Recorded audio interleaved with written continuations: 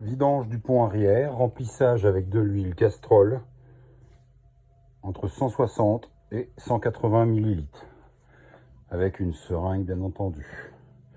Maintenant, pour vidanger la boîte à vitesse, dont le niveau est assez parfait, ici on a un bouchon de niveau, on arrive à voir le niveau d'huile impeccable dans la boîte.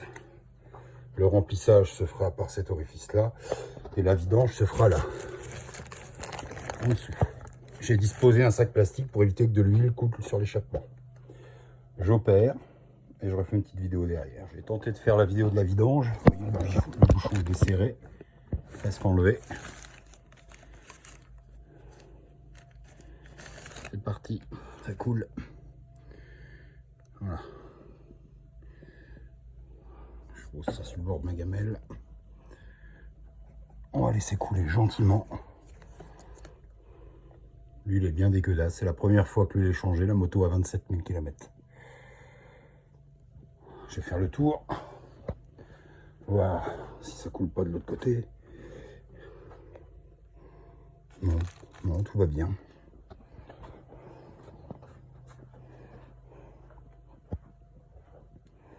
Donc le temps que ça coule, hein. Vous voyez la moto sur sa petite table. On met la même huile à l'intérieur. Castrol, spécial moto. Et il faut en mettre cette fois 700 ml. Enfin, l'idéal, c'est de mettre jusqu'au niveau du remplissage. Pas assez, il en manque. De trop, vous risquez de provoquer des fuites. Voilà. Bon, on va mettre cette gamelle là au cas où mon sac ne soit pas étanche.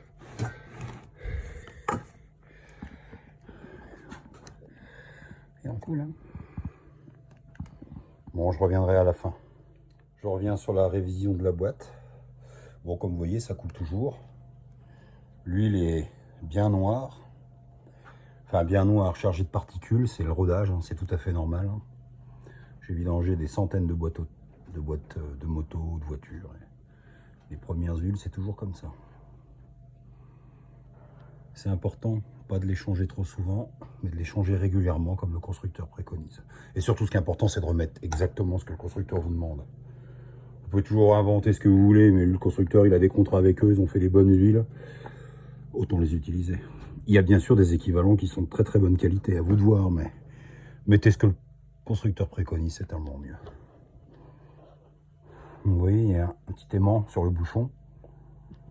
Il y a un petit aimant sur le bouchon et il n'y a rien, quoi. Je peux l'essuyer, hein. Vous voyez, il y a 4 particules, c'est rien. Voilà. C'est du rodage, hein. Comme tout, une boîte, ça doit se roder. Surtout là-dessus, elles sont très très agréables. Allez, je reprendrai après. Retour sur la vidéo. Ça a presque fini de couler. Maintenant, je vais pouvoir défaire le remplissage. Alors, j'utilise une petite clé parce que, à cause des crash bars, je peux pas mettre la grosse clé à laine au-dessus, ça bute. Donc, j'utilise un carré. J'essaie de ne pas faire tomber. J'utilise un petit carré à laine de 10 que vous trouvez dans tous les coffrets standards. Hein. Une clé de 10. Je l'avais préalablement débloqué, hein, parce que d'une main, c'est pas facile. Vous connaissez la technique, hein, le déblocage avec 2 clés. Vous mettez une clé comme ça, une clé comme ça et vous faites levier. Beaucoup de force, très pratique, avec des clés de qualité. Vous n'abîmez rien. Donc je vais finir de dévisser ça. Je suis désolé, hein, je tiens. En même temps, j'ai qu'à avoir un support. Hein. J'en ai un, mais j'ai fini en petit d'aller chercher.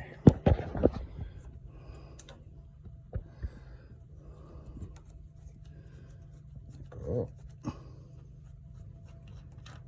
Et voilà.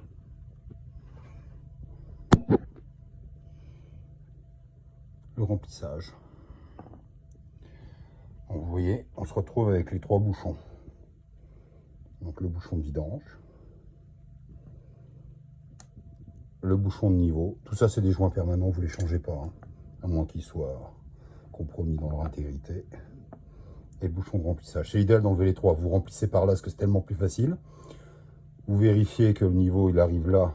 Vous refermez tout de suite, vous arrêtez, vous n'en mettez pas plus. Et au préalable, il faut bien sûr avoir remis celui-là qu'il a fallu nettoyer correctement. Voilà. Bon, ben, je vais continuer. Je vais remonter tout ça maintenant. Je vais faire passer un peu d'huile de nettoyage dans ma boîte. C'est de l'huile de boîte que j'ai bas de gamme mais qui me sert au nettoyage. Voilà. Donc après vous avez juste à tirer sur le sac. Vous voyez, toute votre huile est à l'intérieur du sac. C'est propre, vous êtes tranquille. Mettez ça dans le bac à vidange. Et vous voyez, c'est nickel. J'ai resserré le boulon en dessous. Un petit coup d'essuyage. Pour être sûr qu'il n'y ait aucune trace d'huile. Un petit coup de soufflette. Pour être sûr que tout part. Ça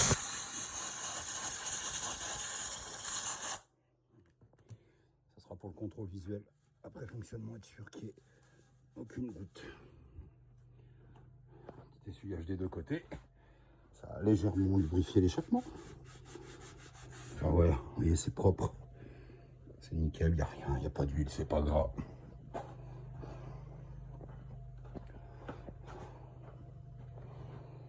Bon, je suis presque arrivé au remplissage total.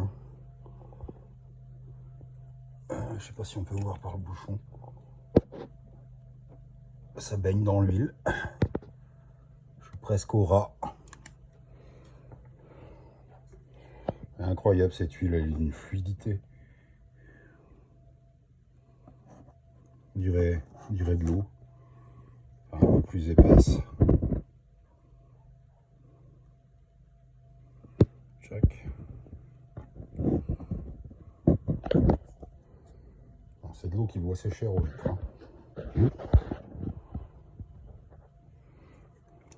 Ça y est, vous voyez, j'arrive. J'arrive au bord du bouchon. Lui, il arrive au bord du bouchon. On y est. La petite goutte. On est bon. Ça coule propre. On est bien.